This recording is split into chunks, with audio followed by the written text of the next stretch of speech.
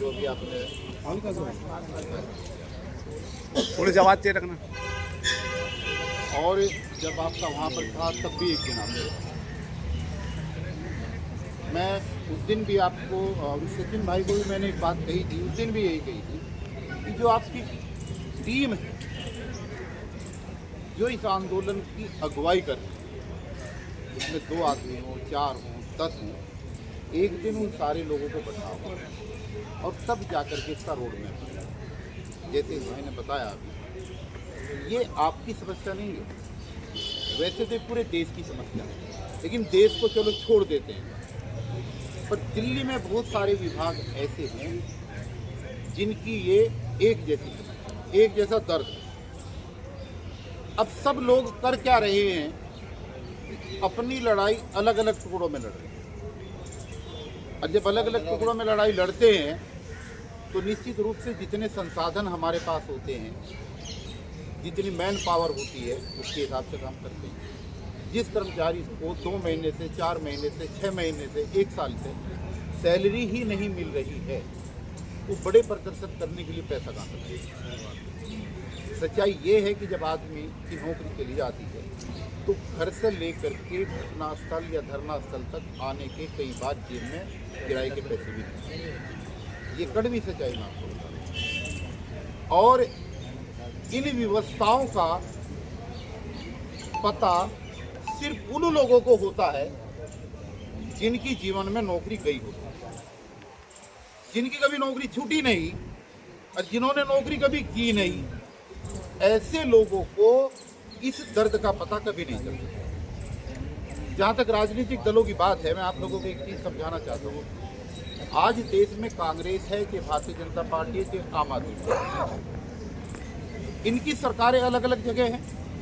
फिर दिल्ली में मान लिया कि केजरीवाल जी की सरकार है, पर कुछ राज्य ऐसे भी तो हैं जहाँ भारतीय जनता पार्टी की सरकार है, कुछ राज्य ऐसे भी हैं जहाँ कांग्रेस की सरकार है, कुछ राज्य ऐसे भी हैं जहाँ और छोटे छोटे दलों की सरकारें बनती हैं।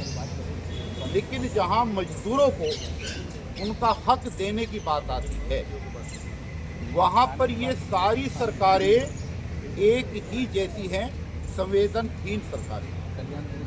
ये मजदूरों को कभी, मजदूरों को कह लो, कर्मचारियों को कह लो, ठेके पे काम करने वाले कर्मचारियों को कह लो, कोई हक नहीं।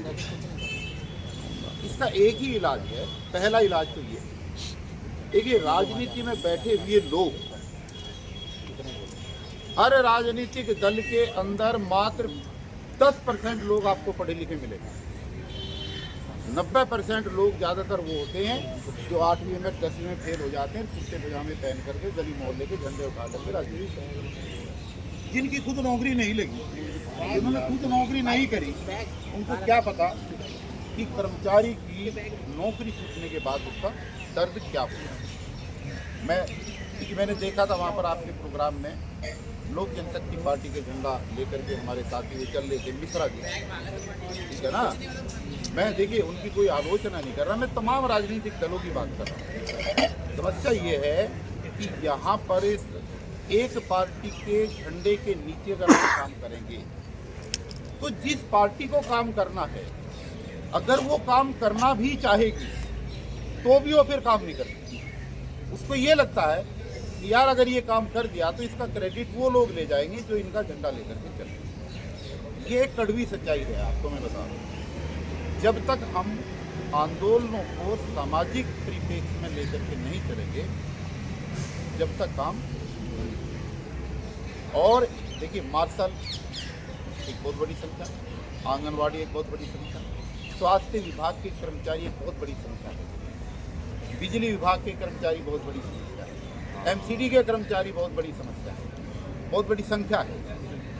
जब तक ये सारे विंग के लोग जिनका एक जैसा दुख दर्द है, जब तक कि एक जगह मिलकर के कोई प्रोग्राम आयोजित नहीं करेंगे और सब लोग मिलकर के जोर नहीं लगाएंगे, जब तक ये सरकारें झुकेंगी नहीं किसी भी सूरत में।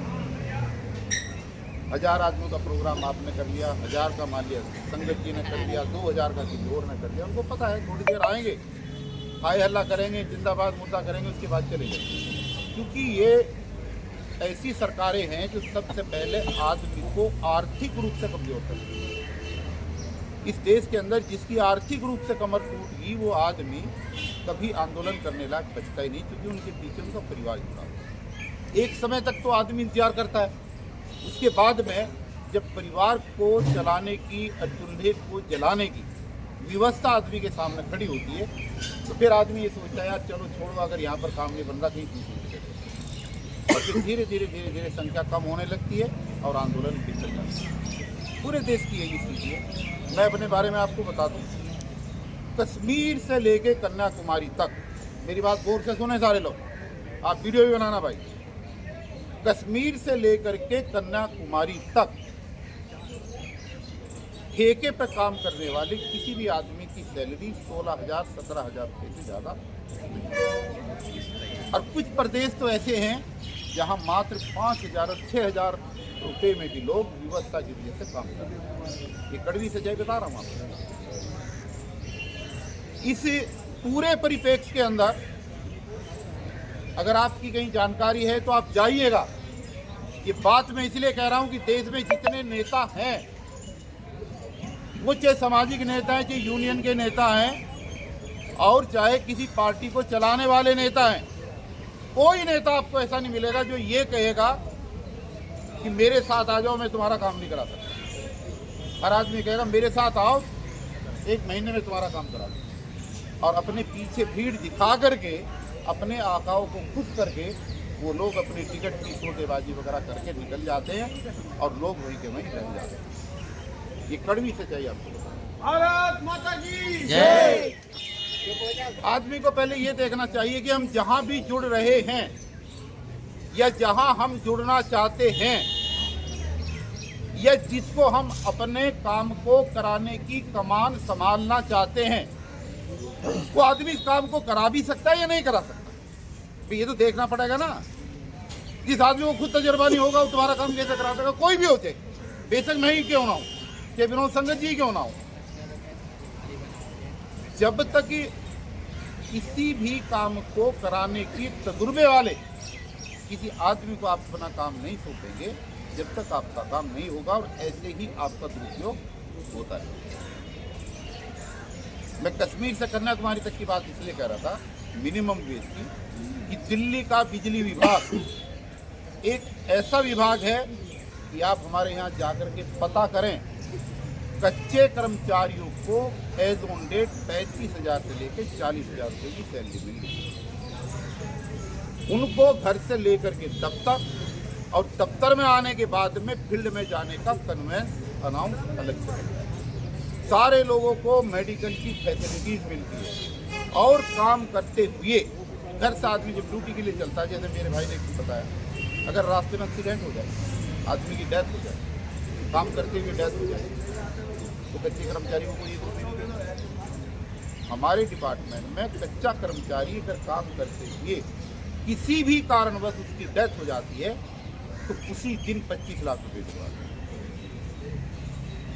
ठीक है, कैसे हुआ ये? अब ये जानो कैसे हुआ। मैं अपने विभाग का जनरल मैनेजर था, मेरी सैलरी 3.5 लाख रुपए थी। मेरे सामने कच्चे कर्मचारियों का केस आया, तो ये जितनी सुविधाएं मैंने आपको बताई, मैंने सारी सुविधाएं उनके लिए कर दी। ये बात तो इस केजरीवाल ने मेरे से चिढ़ करके, ये भी जान लो, ये केजरीवाल मेरे से 5 साल जूनियर है। जिस जगह ये पढ़ करके आया है IIT से, मैं भी वहीं का पढ़ा लिखा। और बिजली के खंभे पे चढ़ना इसको मैंने सिखाया, बिजली में कैसे काम होता है मैंने इसको सिखाया, एक बच्चे की तरह इसको पढ़ाया। लेकिन जैसे ही ये सत्ता में आया, तो सबसे पहले इसने मेरे जैसे, कुमार विश्वास जैसे, शांति भूषण जैसे उन्हीं लोगों को बाहर का रास्ता दिखाया, जिन लोगों ने इसको खड़े होने का हुनर सिखाया। इसने क्या किया कि मेरे को नौकरी से बर्खास्त करा। 2016 की बात बता रहा हूँ। ये बात मैं आपको इसलिए बता रहा हूँ कि जिन लोगों को नौकरी छूटने का दर्द पता नहीं है, उनको नहीं पता कि नौकरी छूटने वाले का दर्द क्या होता है। और जिन लोगों को काम कराने का प्रशासनिक तजुर्बा नहीं है, जो खुद 8वीं फेल है, जिन्हें ये नहीं पता कि फाइल कैसे चलती है और क्या लिखा जाता है, ऐसे लोग आपका काम कैसे करा देंगे?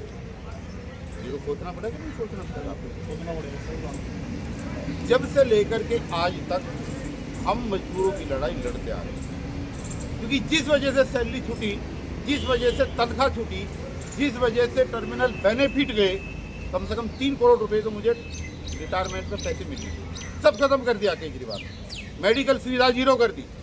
मेरी खूब तू मैं हुई इससे, लेकिन वो नहीं माना और मैं भी नहीं माना। मैंने भी हड़ताल करा कर दी। अभी भी उसकी मेरी ऐसी ही लगती है, क्योंकि मैं एक जायज बात करता हूँ, वो गुमराह करने वाली बात करता है। कहीं भी मेरे को मिल जाएगा, दूर से नमस्ते करता है, लेकिन उस नमस्ते का फायदा क्या है? भाई गरीबों के लिए आपने एक मैनिफेस्टो निकाला 2013 में, 2015 में, 2020 में। हमारे कहे से तूने इसमें एक पॉइंट डाला कि मेरी सरकार अगर सत्ता में आएगी तो मैं सारे कच्चे कर्मचारियों को पक्का करूं। ये है ना मैनिफेस्टो, आप निकाल के देखिए। जब तूने डाला, यही झगड़ा था मेरा उसका, कि जब हमने तुम्हें सुझाया और तुमने वो मैनिफेस्टो में डाला, तो फिर आज जब पूर्ण बहुमत के साथ, आपकी विश्व रिकॉर्ड के साथ दिल्ली की जनता ने आपकी सरकार बनवा दी, तो फिर आप उस काम को क्यों नहीं कर रहे? बस वहीं से विवाद शुरू हुआ। 2015 में पूर्ण बहुमत की सरकार बनी थी ना, पहले तो 49 दिन की बनी थी, और 2015 में पक्की सरकार बनी। जब पक्की सरकार बनी पूर्ण बहुमत की, तो मैंने उससे आवाज उठाई, इसने क्लियर मना कर कि ये काम नहीं हो सकता। फिर तूने कहा क्यों था? और मजे की बात है, 2015 में तो नहीं कर पाया, 2020 में फिर चुनाव हुआ, फिर इतनी एमएलए जीते, फिर भी तो पूर्ण बहुमत की सरकार है। जो वादा 15 में तूने किया और 15 से लेके 20 तक नहीं कर पाया, तो फिर 20 के मैनिफेस्टो में क्यों लिखा? भाई 15 में सरकार बन गई और 15 से लेके 20 तक 5 साल तक तुमने सरकार चलाई और तुमने उस वादे को पूरा नहीं किया, तो 20 में जब तुमने दोबारा मैनिफेस्टो निकाला, तो वही वादा तुम फिर कर रहे हो कि मैं सारे कर्मचारियों को पक्का करूंगा। इसका मतलब तो झूठ पे झूठ बोल रहे हो ना। जहां तक एलजी साहब की बात है, ये वही काम हो रहा है कि पहले बस्ती बसाई जाती है, पैसे ले लेकर के झुग्गी झोपड़ी बसा दी जाती है ना, और बाद में वही पुलिस आकर के उनको उजाड़ दी। भाई जब वो बसाई जा रही थी, जब पुलिस क्यों नहीं हटाती? बसाती तो पुलिस ही, पैसे ले लेकर के झुग्गियाँ डलवा देती है और बाद में फिर उनको उजाड़ते। एलजी साहब जब कहाँ थे, केंद्र की सरकार जब कहाँ थी, जब कोरोना महामारी के अंदर आप लोगों की भर्ती की जा रही थी। अगर केजरीवाल गलत कदम उठा रहे थे तो एलजी साहब रोक सकते थे। भैया आप ये गैर कानूनी काम कर रहे हैं, आप इनको ऐसे नहीं रख सकते। लोगों ने अपने जीवन का कीमती समय पैसे में दिया और आज आप कह रहे कि आपको गलत भर्ती है। तो ये जो इनकी नूरा कुश्ती है दोस्तों, इस नूरा कुश्ती से इतनी आसानी से आप लोगों के काम 585 लोग स्वास्थ्य विभाग की जो दिल्ली की सारी डिस्पेंसरी में जो मोहल्ला क्लिनिक बने हुए हैं वो निकाले हुए हैं, वो धरने पे बैठे हैं 1 अगस्त से। अब जाकर के मामला सुलझा, अब 1-2 दिन में मंत्री आने वाले हैं और वो उनको पक्का करने का ऑर्डर लेकर के आएंगे और उनकी रुकी हुई सारी सैलरी दे करके जाएंगे। ये हो चुकी है सेटलमेंट, और साथ में आगे उनको रेगुलर करने का एक ऑर्डर लेकर के। तो जब तक कि गर्दन नहीं पकड़ोगे और प्रशासनिक रूप से सामने वाले की बात का जवाब देना नहीं आएगा, तो जब तक आप लोगों का काम होगा। अभी आप लोगों को तय करना है। मैंने पहले भी कहा था कि अगर सब लोग सहमत हैं, तो चाहे एमसीडी के लोग हैं, चाहे बिजली के लोग हैं, चाहे डीटीसी के लोग हैं, चाहे स्वास्थ्य के लोग हैं, सारे लोगों को मिलाकर के ये चुनाव करना। मैंने ये सारा एपिसोड होने के बाद जो अभी आपको बताया, एक संगठन बनाया 2018 में, ठेकेदारी हटाओ राष्ट्रीय संयुक्त मोर्चा। ठेकेदारी हटाओ नाम जानबूझ के इसलिए ठेठ नाम रखा कि अनपढ़ से अनपढ़ और कम पढ़ा लिखा आदमी भी संगठन के नाम से ही ये पता लगा सके कि संगठन का काम क्या है। ठेकेदारी हटाओ राष्ट्रीय संयुक्त मोर्चा। हम लोग उन्हीं लोगों की लड़ाई लड़ते हैं जिनको ठेके पर लेकर के गलत नीतियों के तहत सरकारों ने भ्रमित करके नौकरी पर लगा लिया और उनके सारे अधिकार छीन लिए, और जब जरूरत होती है निकाल देते हैं और जब जरूरत होती है रख लेते हैं। कॉन्ट्रैक्ट रिन्यू करते इसीलिए कि सैलरी मिनिमम वेज की देते हैं और देने के बाद में उनका ठेकेदार उसी एटीएम को अपने पास रखता है और उसमें से 2,000-3,000 रुपए पर कर्मचारी कमीशन खाता है। ये चल रहा ना पूरे देश में, और दिल्ली में तो विशेष रूप से चल रहा है। इसी तरीके के लोगों की लड़ाई हम लड़ रहे हैं। हमारे पास सुप्रीम कोर्ट के बड़े बड़े वकील हैं। आपने नाम सुना होगा महमूद प्राचा का, आपने नाम सुना होगा भानु प्रताप सिंह का। अगर आप वीडियो खोल करके देखेंगे, आए थे ना? जी हाँ, वो पूरी टीम है हमारी। और हमारे इस संगठन के अंदर 80 संगठन जुड़े हुए हैं। वो संगठन तभी जुड़ते चले गए जब हमने वहां पर जाकर के उनको राहत दिलाई, उनके काम कराए और उनके अंदर एक विश्वास पैदा हुआ कि वास्तव में इस प्लेटफार्म के साथ जुड़ करके हम अपने लक्ष्य और अपनी मंजिल को प्राप्त कर सकते हैं।